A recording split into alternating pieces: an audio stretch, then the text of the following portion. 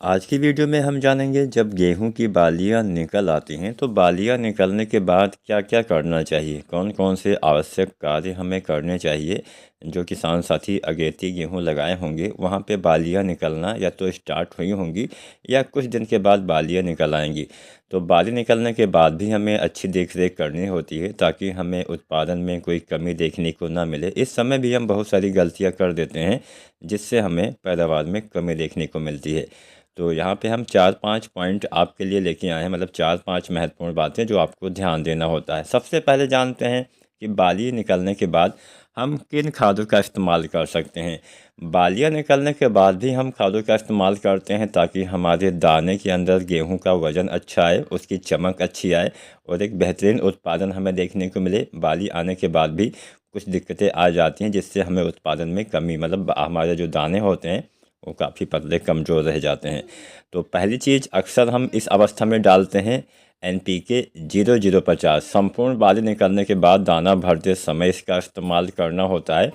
इसके इस्तेमाल से फ़ायदा क्या मिलता है, इसमें दो तत्व पाए जाते हैं। एक तो होता है पोटास, दूसरा होता है सल्फर। 50% पोटेशियम और 17.5% सल्फर इस NPK में पाया जाता है। इसके इस्तेमाल से दाने का भराव अच्छे से होता है, दाने का वजन अच्छा आता है, चमक अच्छी आती है, जिससे मार्केट वैल्यू भी आपके गेहूं की अच्छी मिल जाती है। जो दाने अच्छे चमकदार होते हैं उनकी अच्छी कीमत भी हमें देखने को मिलती है।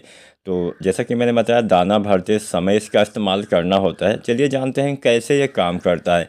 किसान साथियों, जो हमारे पौधे भोजन बनाते हैं वो कुछ भोजन अपने अंदर ही, यानी पौधे के अंदर रिक्तिकाएँ होती हैं उसके अंदर ही स्टोर करके रखते हैं।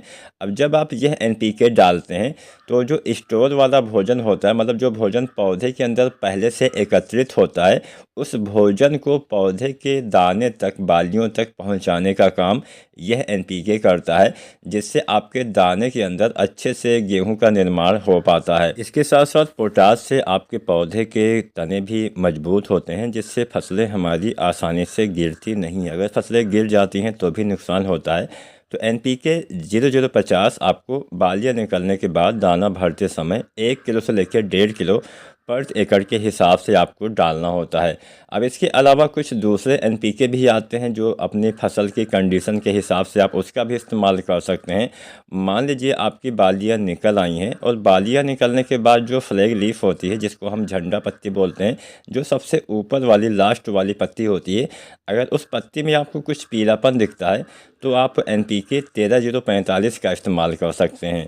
पीलापन होने से भी आपके पौधे में अच्छे से दाने का भराव नहीं हो पाएगा, क्योंकि जो फ्लैग लीफ होती है लगभग 40 से 42% सिंगल पत्ती ही आपके पौधे का भोजन बनाती है।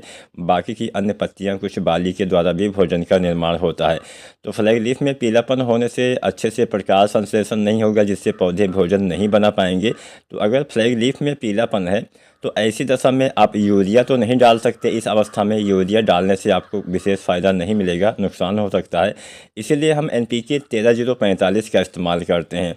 अब ध्यान आपको ये भी रखना है कि इन दोनों NPK में से किसी एक ही NPK का इस्तेमाल करना है। अगर पीलापन नहीं है तो आपको NPK 0050 का इस्तेमाल करना है, ये सबसे बढ़िया काम करता है। लेकिन अगर फसल में आपको पीलापन दिखता है तो NPK 13045 का इस्तेमाल करिए। इसमें 13% नाइट्रोजन आपके पौधे में पीलापन दूर कर देगा और 45% पोटेशियम दाने के भराव में काफ़ी सहायता प्रदान करेगा। तो दोनों में से किसी एक NPK का इस्तेमाल बाली निकलने के बाद आपको दाना भरते समय करना होता है। इसके साथ साथ कुछ दूसरी बातों का भी आपको ध्यान देना होता है। इस अवस्था में इन दोनों NPK के अलावा कोई भी अन्य खादों का इस्तेमाल करने से आपको बचना चाहिए, अन्यथा कोई विशेष फ़ायदा आपको नहीं मिलेगा।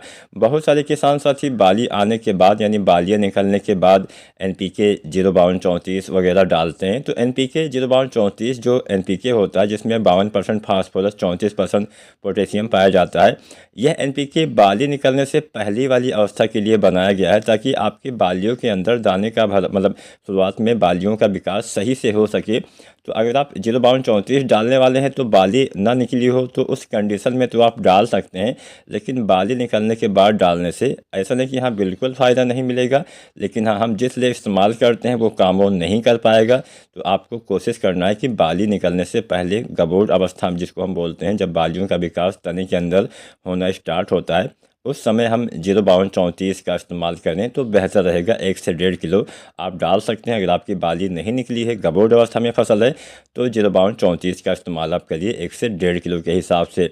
इसके साथ साथ हमने देखा है बहुत सारे किसान साथी बाली निकलने के बाद बोरोन का इस्तेमाल करते हैं। अगर आप बालियाँ निकलने के बाद बोरोन का इस्तेमाल करते हैं तो आपको नुकसान उठाना पड़ सकता है, दाने पे धब्बे आ सकते हैं।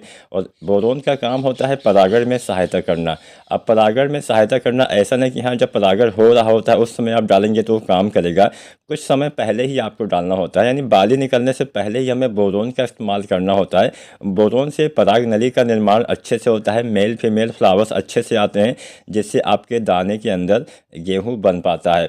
अब यहाँ पे अगर आप बोरोन पहले डालेंगे तब तो पराग नली का निर्माण होगा। अगर पहले से ही हो गया है, बाद में आप इस्तेमाल करते हैं, तो आपको नुकसान उठाना पड़ सकता है। और बोरोन की ज़्यादा मात्रा भी आपको इस्तेमाल नहीं करनी है। बाली आने के बाद बोरोन आपको नहीं डालना है। बोरोन जब आप NPK 05234 डालते हैं अपनी फसल में, उसी समय आपको बोरोन का भी इस्तेमाल करना होता है। जो बोरोन आता है 20% वाला, लगभग 100 से 120 ग्राम मात्रा पर एकड़ के हिसाब से आपको 05234 के साथ ही बाली आने से पहले ही इस्तेमाल करना है, ना कि बालियाँ निकलने के बाद इस्तेमाल करना है। अब बाली निकलने के बाद एक चीज़ का ध्यान आपको और देना है, नमी के ऊपर ध्यान देना है। पानी की कमी हो तो आप सिंचाई कर दीजिए, पानी की कमी आपको नहीं करना है। लेकिन इस बात का भी ध्यान रखना है कि पानी भरना भी नहीं है। अगर खेत में पानी लंबे समय तक भरा रहेगा, आपकी बालियाँ निकल आई हैं, पौधे पे ज़्यादा लोड हो जाता है तो फसल गिर सकती है, जिससे आपको नुकसान हो सकता है। तो नमी आप बना के रखिए, हल्का हल्का इस समय सिंचाई करना होता है। बहुत ज़्यादा पानी किसी भी अवस्था में गेहूं की फसल में अगर आप भर के रखते हैं तो आपको नुकसान उठाना पड़ सकता है। तो इन छोटी छोटी बातों का अगर आप ध्यान देते हैं, आप समय से 0050 डालते हैं या 13045 डालते हैं, आप बोरोन और 05234 बाली आने से पहले डालते हैं, तो आप भी गेहूं में किसान साथी बढ़िया उत्पादन अवश्य ले पाएंगे। उम्मीद करते हैं आज की वीडियो आपको अच्छी लगी होगी। वीडियो जानकारी पसंद आई है तो लाइक शेयर करें, चैनल को सब्सक्राइब करें।